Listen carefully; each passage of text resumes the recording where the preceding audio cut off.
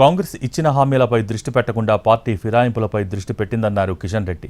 గతంలో BRS party ఫిరాయింపులను ప్రోత్సహించినట్టే ఇప్పుడు కాంగ్రెస్ అదే విధంగా ప్రోత్సహిస్తోందన్నారు. రాజకీయ ఫిరాయింపులే ప్రధాన లక్ష్యంగా వ్యవహరిస్తోందన్నారు. రాష్ట్రాన్ని అన్ని రకాలుగా దోచుకుని ఢిల్లీకి పంపిస్తోందని ఆరోపించారు కిషన్ రెడ్డి.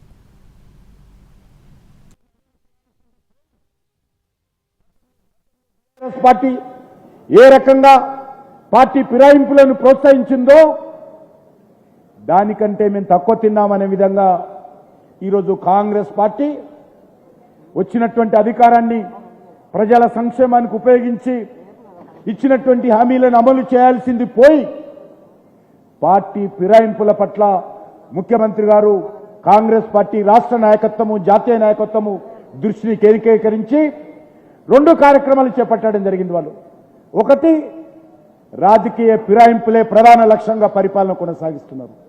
రెండు ఈ రాష్ట్రాన్ని అన్ని రకాలుగా దోచుకొని కాంగ్రెస్ పార్టీ అధిష్టానానికి సూట్ కేసులు పంపిస్తున్నటువంటి పరిస్థితి ఉన్నది. గతం బీజేపీపై ఎన్నికల సమయంలో కాంగ్రెస్ తప్పుడు ప్రచారం చేసిందన్నారు కిషన్ రెడ్డి. అమలు కాని హామీలిచ్చి ప్రజల్ని మోసం చేసిందని ఆరోపించారు. పార్లమెంట్ ఎన్నికల్లో కూడా అమిత్ షా వీడియోను మార్ఫింగ్ చేసి దుష్ప్రచారం చేశారంటూ ఆగ్రహం వ్యక్తం చేశారు.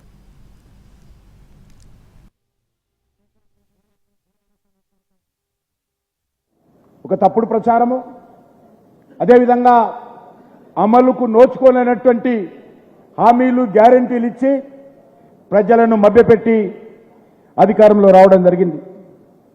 మరి ఈరోజు మనం చేస్తా ఉన్నాను, ఆ రోజు అధికారంలోకి వచ్చిన ఇటీవల పార్లమెంట్ ఎన్నికల్లో కూడా మళ్ళీ కొత్త నినాదం, భారతీయ జనతా పార్టీ వస్తే రాజ్యాంగాన్ని